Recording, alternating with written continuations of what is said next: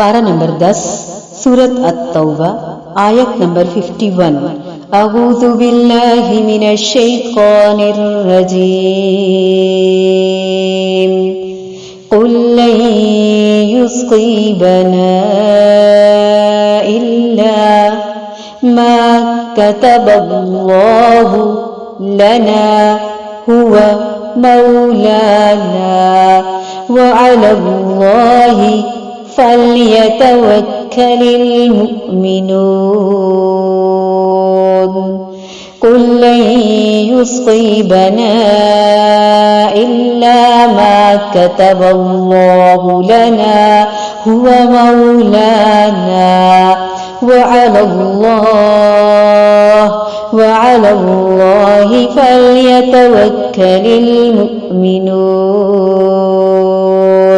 وعلى الله فليتوكل المؤمنون وعلى الله فليتوكل المؤمنون۔ انتہائی خوبصورت بات۔ قل کہہ دیجئے، لن ہرگز نہیں، یصیبنا پہنچے گا ہمیں، الا مگر، یعنی وہی، ما جو، کتب لکھ دیا، اللہ تعالی نے، لنا ہمارے لیے، ہوا وہ، مولانا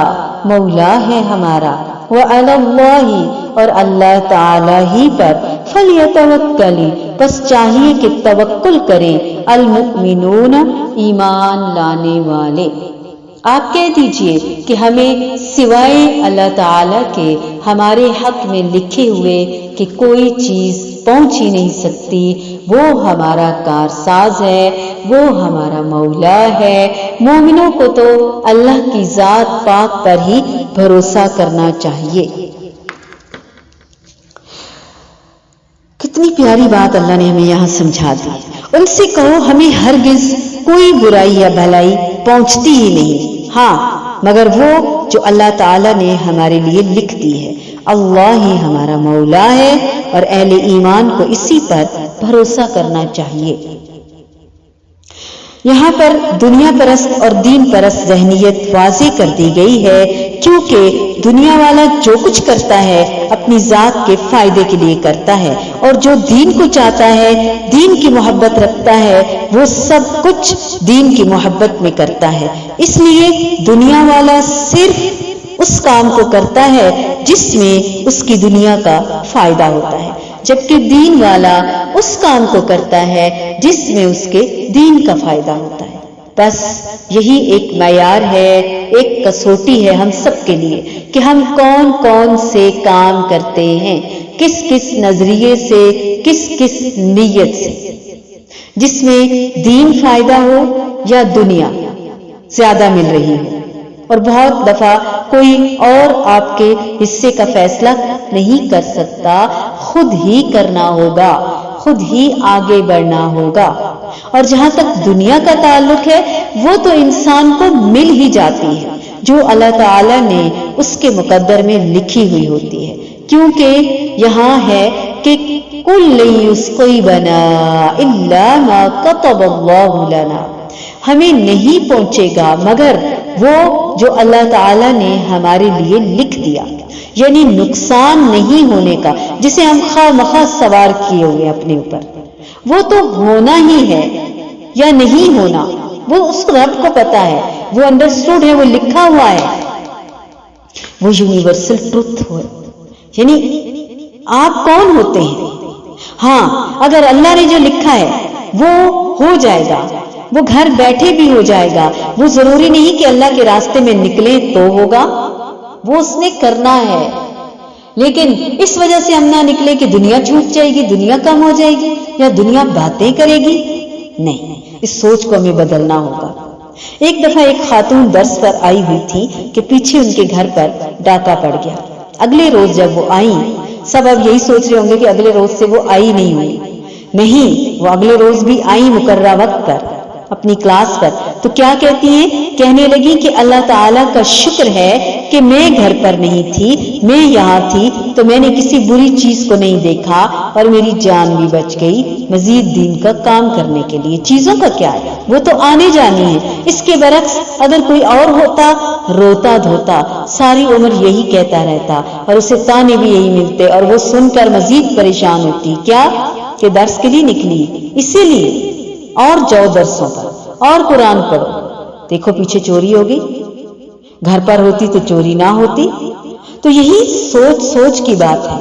ایک ہی کام ہوتا ہے اور اس کو ہم اپنی سوچ کے مطابق مختلف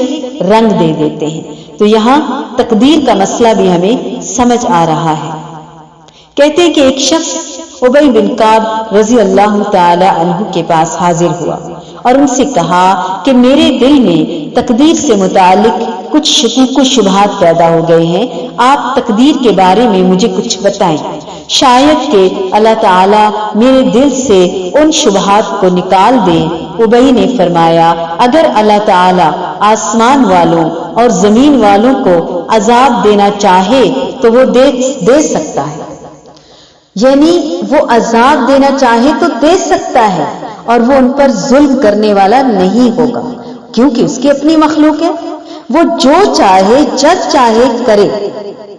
ہماری اپنی کوئی چیز ہوتی ہے نا، ہم اس پہ اپنا حق جتلاتے ہیں، اپنا روب جماتے ہیں، اپنی مرضی تھوپتے ہیں، اپنی مرضی کرتے ہیں، سو وٹ، کسی کو ہم کوئی اہمیت نہیں دیتے۔ ہم اپنی چیز کو اٹھائیں، پھینکیں، توڑیں، پھاڑیں، کاغذ ہے یا کوئی بھی چیز ہے، کوئی ہمیں پوچھ نہیں سکتا کہ یہ کیا ظلم کر رہے ہو اپنے کاغذ کے ساتھ، کیوں پھاڑ رہے ہو اس کو، آپ کی چیز ہے، کوئی ظلم نہیں کہے گا اس کو۔ تو ہم سب بھی اللہ تعالیٰ کے ہیں، مائنڈ اٹ، انا للہ، تو ہم اللہ تعالیٰ کے ہیں۔ اللہ تعالیٰ ہم میں سے جس کو جہاں چاہے رکھے، کوئی ظلم نہیں، اس کی اپنی ملکیت ہے ہر چیز۔ فرمایا اگر ساری زمین والوں کو عذاب دے تو تب بھی ظلم کرنے والا وہ نہیں، اگر سب پر رحم کرے تو اس کی رحمت سب کے اعمال سے زیادہ بہتر ہے، اور اگر تم احد پہاڑ کے برابر سونا خرچ کرو تو بھی جب تک تقدیر پر ایمان نہیں لاؤ گے اللہ تعالیٰ اسے تم سے قبول نہیں کرے گا، یعنی صدقہ خیرات بھی قبول نہیں، کیونکہ ایمان جو نہیں، ایمان مفصل، ایمان مجمل، ایمان کی ساری شرائط، اور آخر میں آمنت باللہ و ملائکتہ و کتبہ، اور آخر میں کیا ہے، اچھی بری تقدیر کے بغیر، اس پر ایمان لائے بغیر ہمارا ایمان مکمل ہی نہیں ہوتا، اس کی تکمیل ہی نہیں ہوتی۔ تقدیر پر ایمان ایمان کا حصہ ہے، اور جب تک یہ نہ جان لو کہ جو تم کو پہنچا ہے وہ تم سے ختم ہونے والا نہیں تھا، جس چور نے آنا تھا اس نے آنا ہی تھا، تم ہوتے یا نہ ہوتے، جو تمہیں نہیں پہنچا وہ تمہیں ہرگز ملنے والا ہی نہیں تھا، اور اگر اس اعتقاد کے بغیر تم مر گئے تو تم جہنم میں داخل ہو جاؤ گے۔ تو یہ ہمارے ایمان کا حصہ ہے، کیا لن یصیبنا الا ما كتب اللہ لنا، انڈر لائن کرنے کی ضرورت ہے اور سمجھنے کی ضرورت ہے، اور اس بات کو تو اس سے بھی زیادہ بدرجہ اولا سمجھنے کی ضرورت ہے، ہوا مولانا، کس قدر اپنائیت ہے، میری تو جان نکل جاتی ہے اور میرے اندر محبت کے جذبات کے، اللہ تعالی کی یعنی خوشی کے، پیار کے جذبات امڑ آتے ہیں، سیلاب امڑ آتا ہے۔ ہوا مولانا وعلی اللہ فلیتوکل المؤمنون، قربان نہ جائیں ہم اس پر۔ قل لن يصيبنا إلا ما كتب الله لنا هو مولانا اللهم أنت مولانا، اللہ اکبر، وهو خالقنا وهو رازقنا وهو ولينا وعلى الله هو مولانا وعلى الله فليتوكل المؤمنون۔